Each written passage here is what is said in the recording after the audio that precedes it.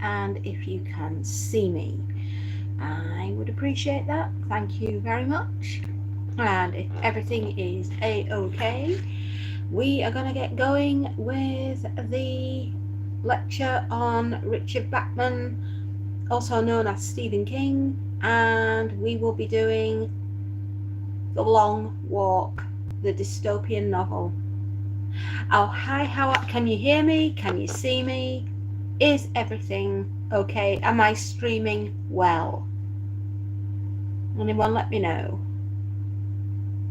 Send me a thumbs up, tell me I'm doing okay, you can see and hear me. Today's lecture will be on... Oh, thank you, Keno, thank you very much. Today we will be discussing... I'm visible, great, awesome. Today we will be discussing The Long Walk by Stephen King, and may we all get started. Just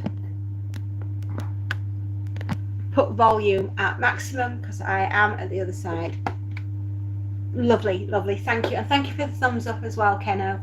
I really, really appreciate it. Whilst we're doing the lecture, we will be doing laundry. Lucky us. Let me just get you to where I can perfectly see you. Yes. Can you still see me? Am I all right? Awesome. Thank you. Thank you very much, gentlemen. You're very kind. Play nicely. We have rules here. We do not treat each other disrespectfully, and we do not be rude to the host. Otherwise, you will be removed. Okay? You'll be put in the naughty step, and you will remain there for 24 hours. So, good morning, everyone. Just wait till everybody joins in. Today's subject is Stephen King, and we are discussing The Long Walk, the dystopian novel. Yeah, we surely are. Is everybody in? Are we doing okay? Awesome. Send me a thumbs up if you can hear me and see me. Awesome. Thank you very much, gentlemen. We shall begin. Stephen King, around 1978, or maybe a little bit earlier than that, wrote a fantastic novel called The Long Walk. And The Long Walk is based on... It's a dystopian novel. Sorry, I'm just going to have to just move the rig this way. There we go. And move me out slightly. There, that's much better. I can see me clearer. Oh, hang on a moment. I'll be back in a second.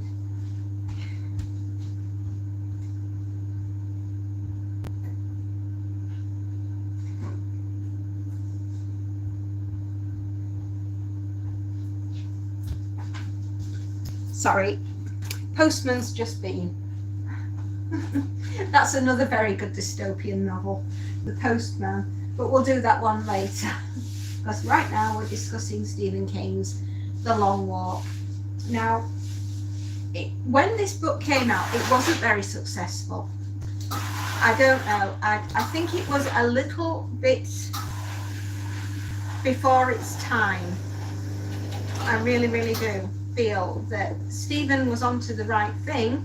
I can see why he wouldn't have put it under his original name and did it as the Bachman Chronicles.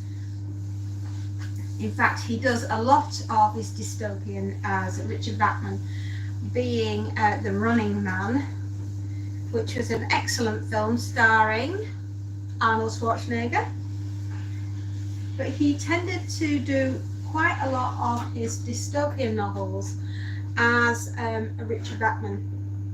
And I think that might be because he wasn't confident at the time that he was going to do as well as He has done. However, Stephen King has, over the years, written some absolutely amazing novels, of which The Long Walk is one of them. It's set in a dystopian future of the United States of America after a war has ravaged the land and there has been a big economic depression. It's like the Great Depression 2.0. Now, the monumental task that the American totalitarian government, of which the Major plays a very important part, he is a war hero and also is part and parcel of the planning behind the said long walk. And that's literally all it is. The premise of the entire book is about a very, very, very long walk. And on this long walk, we have 100 young boys who all 100 young boys who all think that they're going to be the winner, but there can be only one winner, and that is the last boy standing wins. There is a start to this long walk that shouldn't be considered a race or a marathon, because it isn't. Sorry, computer's just finished doing a backup. There. Shut that one down. Righto, there we are. There is no end. There is no finish line to the long walk. It's however long the long walk lasts for, and it's never ever really done more than 4 days. It takes part in the state of Maine in the United States of America in the month of May, and there are many, many characters, but one of our main protagonists, we will remember him as Ray Garrity, and he's 17 years old. I don't think he's quite hit the age of 18, which I think is the cut-off point for many of these boys.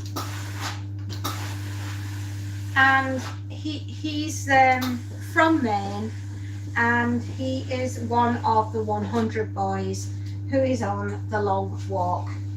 Now, as I alluded to the fact that America has been through a huge war, and they have also been through an economic depression 2.0.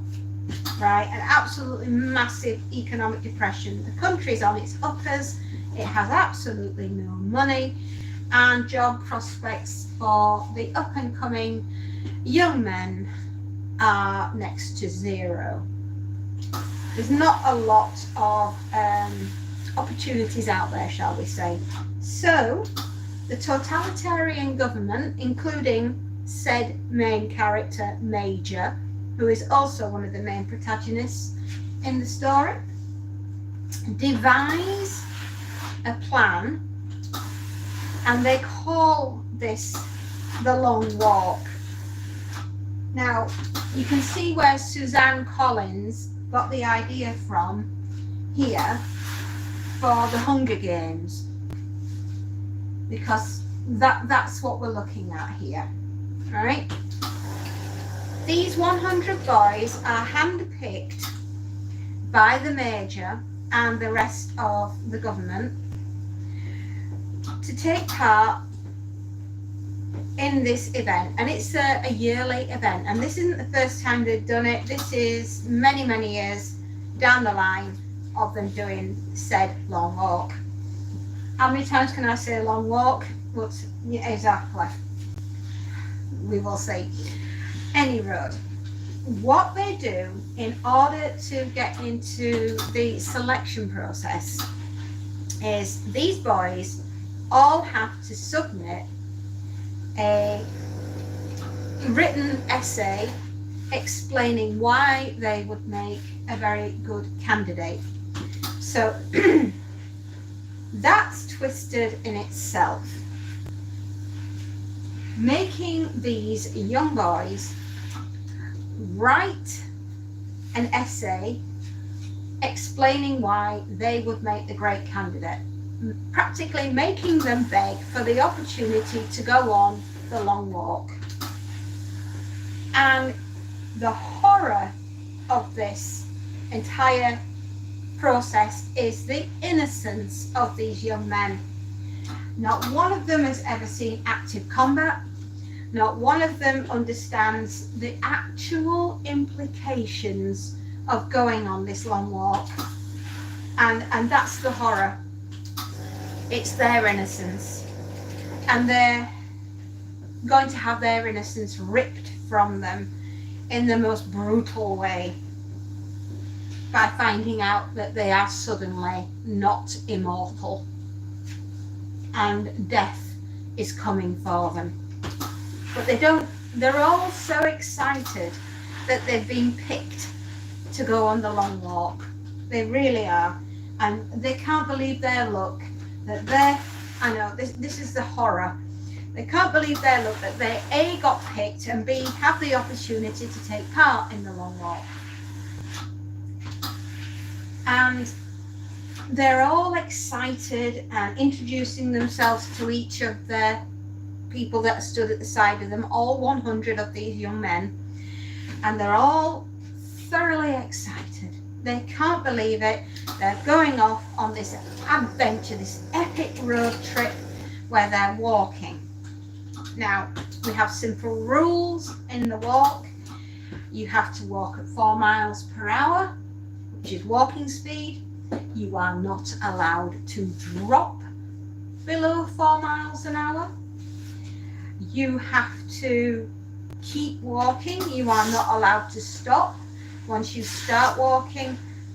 And you are given 3 warnings by the army, which walks by the side of you on road tracks, on little army vehicles.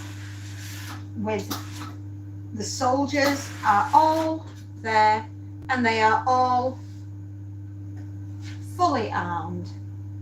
This should be sending alarm bells, but they all, in their innocence, think that they're going to be the one that crosses. And well, as I said, there is no finish line. They believe that they're all going to be the one that is stood at the end, you know, the last one standing. They all think. Now, it's inhumanly, it's inhuman, it's impossible. There they are, getting ready, setting off, and they're not allowed to have a toilet break, they're not allowed to have a lunch break, they're not allowed to go to sleep. They just have to keep walking. And lo and behold, if you haven't got decent footwear on your feet, because you're not going to last very long. You have to walk through the sunshine, you have to walk through the night time, through the rain, the wind, and whatever else happens to throw at you along the way. I think what terrifies me the most about this is the government absolutely loves this. They think it's the greatest invention since the invention of the wheel. Here they have 100 willing young souls ready to go on this epic voyage, knowing that only one can be the winner. And it's just the barbarity of the government washing their hands of these 100 poor souls and basically saying to each other, well, that's 100 that we don't actually have to think about, that we can just literally, willingly and legally get rid of. And that's what they're doing. By any other standards, this would be seen as a mass culling. It really would. But like I said, these bright, intelligent young men who have begged the government to be given the opportunity to take part in this. I mean, that's twisted in itself, isn't it? And so off they go. And they're on the walk. And they're all having a really, really lovely time. Until one of them gets cramp. And he's tired, right? He's done 25 miles. And when you're walking 25 miles on foot, that's a long way. Of course you're going to get a cramp. And he starts to slow down. So he's given his first warning. And it's like he's got to try and catch up. So he does. And he's doing all right for a few more miles. And then all of a sudden the cramp gets even worse. And they call it a Charlie horse, which is a cramp in the foot and in the leg. And it goes all the way up to the stomach. And he's not feeling really well at all at this moment in time. And he starts to slow down again. And oh my goodness me, this poor boy is on his second warning, right? And he's like, oh, but I'm in so much pain and my tummy hurts and I feel sick and I've done 25 miles and I've got to keep going and I've had my second warning and I'm slowing down and I can't walk because my foot hurts and I'm in a lot of pain. And then he gets his third warning. And at that point, the boy knows he's in an awful lot of trouble. And no matter what he does, because of the pain he's in, and even though he's in pain, he's still walking. And I mean, tears are streaming down his face by now. He's openly sobbing, right? He's sobbing his heart out. And nobody in the team, in the 100 boys, is allowed to help him. He has to do it himself. Well, the inevitable happens and the poor boy collapses because of the pain that he's in. And he tries to get up and they say, this is your third and final warning. And he tries to get up and he walks for a little bit longer and then he just falls over and he's really struggling to get up. And they're just saying, warning, warning, and they give the number of the boy so everybody knows which number it is. And this poor lad cannot get up, not for anything in the world. He cannot get up, he is crippled. He's in so much pain and he can't do it. And then the next minute, there is no more warning and there is a loud crack from the rifle. And that's when the innocence is stripped from the boys and the look on their faces as the terror and the realization of what they've just entered themselves into. And this poor lad gets his ticket punched. He is awarded the DCM, which is don't come Monday or any other day for that matter. And at this point, everybody now realizes it's not all fun and games. It's not nice. And they know that if they don't keep walking, that they're going to be next. And it's the pitiful horror of each boy realizing now that they're next. And it's absolutely horrific. And I would say one of the worst things about it is this is an annual event that people across the United States of America actually look forward to and mark it on their calendar of when the long walk is going to happen. And families are sitting, this is the most bizarre, disgusting part, they are sitting on the grass embankments watching these young men walking by, sitting there with their families and cheering them on. Yeah, exactly. They are cheering them on. And they're openly sitting there with their families having a picnic because it's the annual family event that they've been looking forward to all year. Now, it says a lot about your society, right? When I always said the sign of a healthy society, and my daughter says this as well, is the way that you take care of your sick, your old, your disabled, your children, and your animals. And if somewhere along the list that I've given you something isn't being taken care of very well, and that tells you that there is a sickness within your society.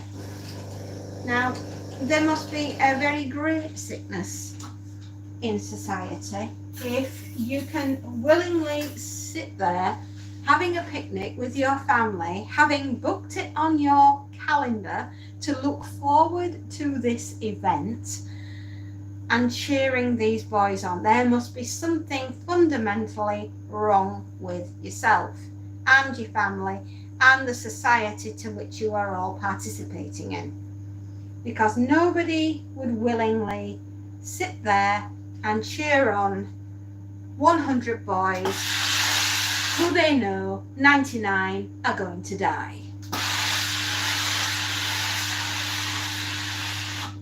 Right? And yet there they are, cheering them on. Large crowds, thousands upon thousands of people are lining the streets in the major towns and cities, cheering on these boys, telling them that they can make it. Now, isn't that horrific in itself? What's more delusional? The fact that these boys took part in the event, the fact that these boys are delusional enough to think that they could win it,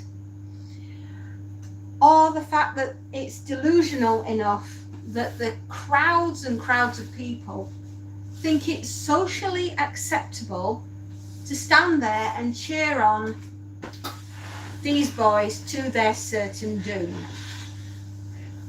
Oh, but it gets better. Not only have we got crowds upon crowds of people cheering on these hopeless souls that are never going to make it,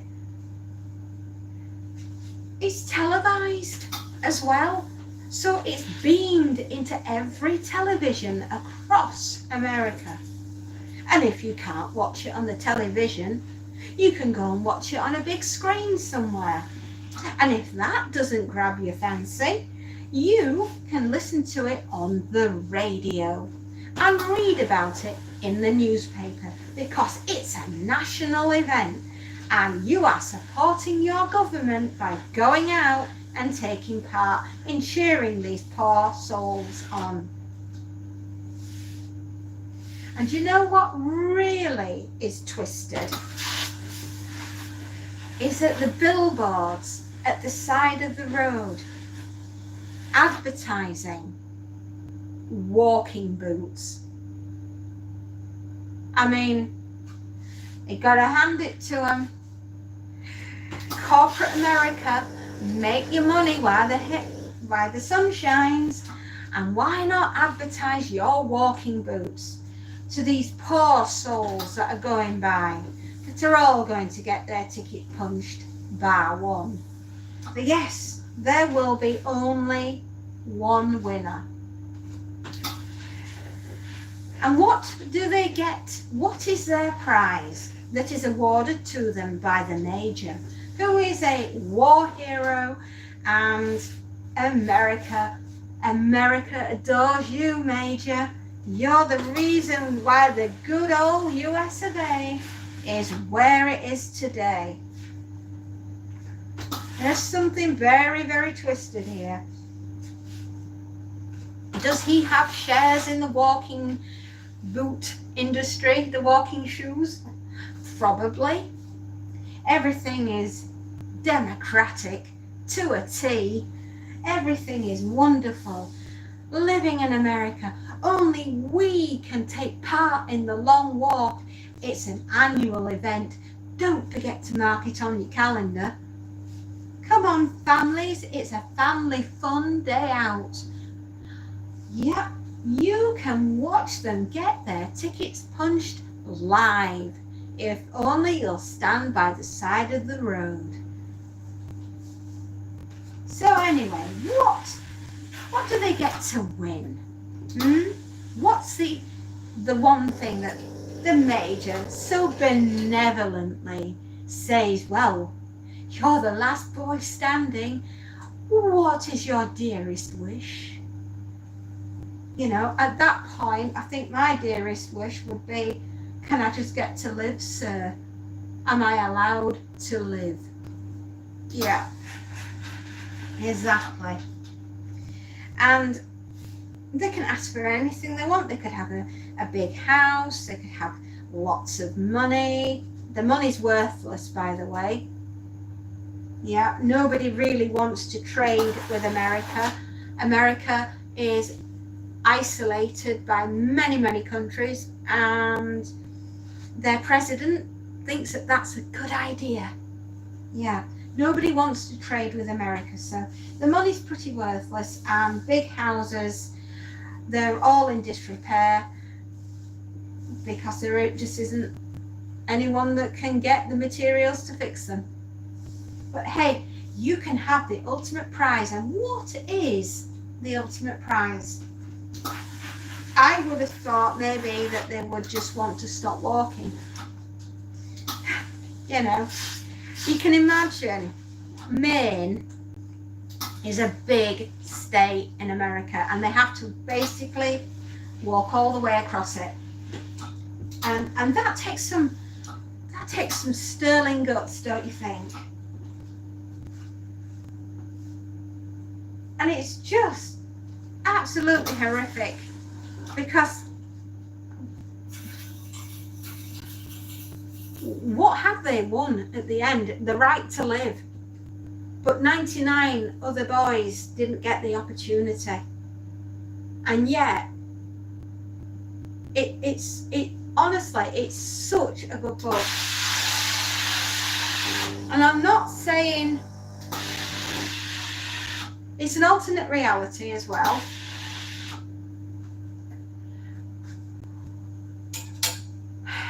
You don't want to give them ideas, do you?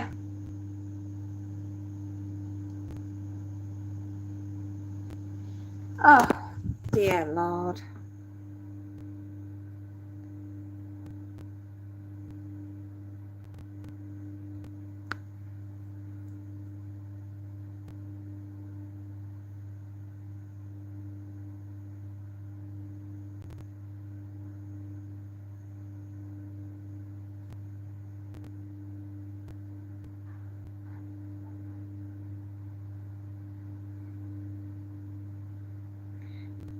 Zub, we are discussing dystopian literature. Perhaps you're on the wrong channel.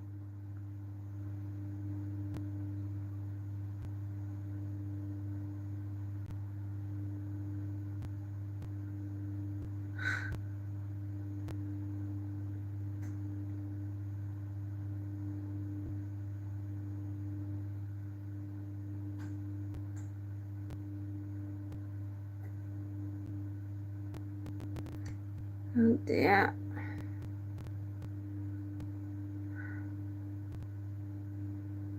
Yes, it is a long walk. I did say at the beginning, but never mind. But thank you very much, Another Space Note. And thank you, Alan, for watching over me.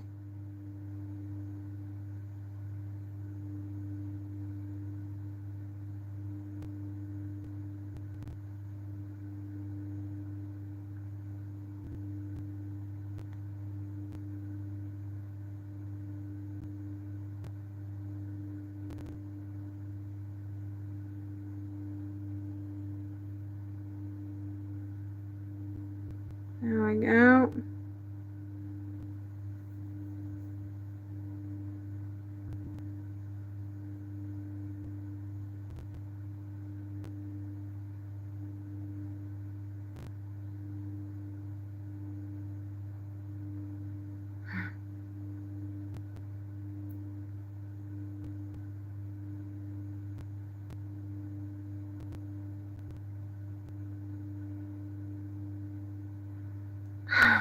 Gosh, there are some strange ones today.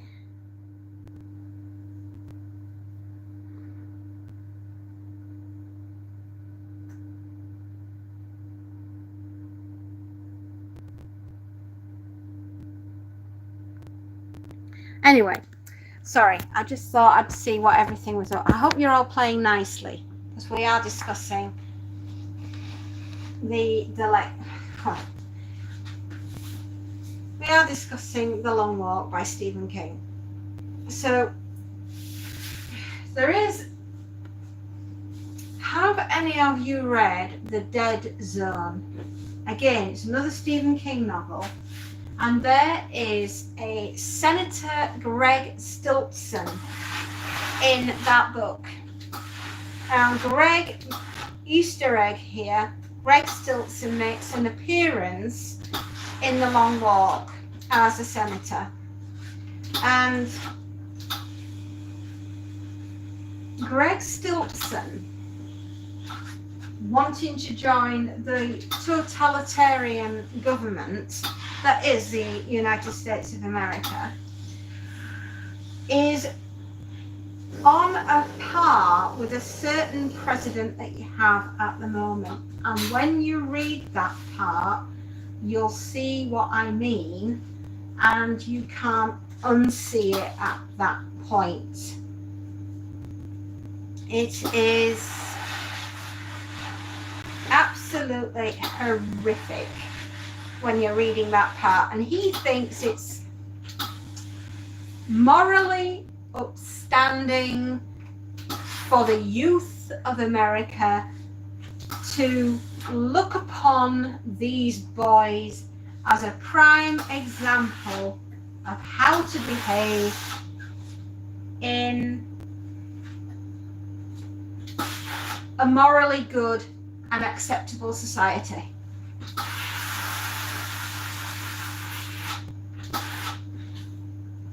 In what world is it morally acceptable to send bright young men to their death via deception? By deception of being led to believe that they are the one that's going to win, without truly explaining to them the actions, the consequences to their actions. How is that morally acceptable in today's modern society to do that to young men? To tell them that they're going to be the winner. You, as an old man, knowing full well that's not going to happen. And yet you think it's morally acceptable to send young men out basically to die. You're marching them off to death. But because you've got such an economic problem, and you need to have a distraction that's so encompassing to take the attention off yourselves because of the way that you are running your own country into the ground. And everyone is so they want to be seen by society as doing the right thing by cheering on a despotic government. When did the United States of America turn into basically a communistic state. It's such a difficult book, and yet Stephen King manages so eloquently. He's such a beautiful writer, is Stephen King, and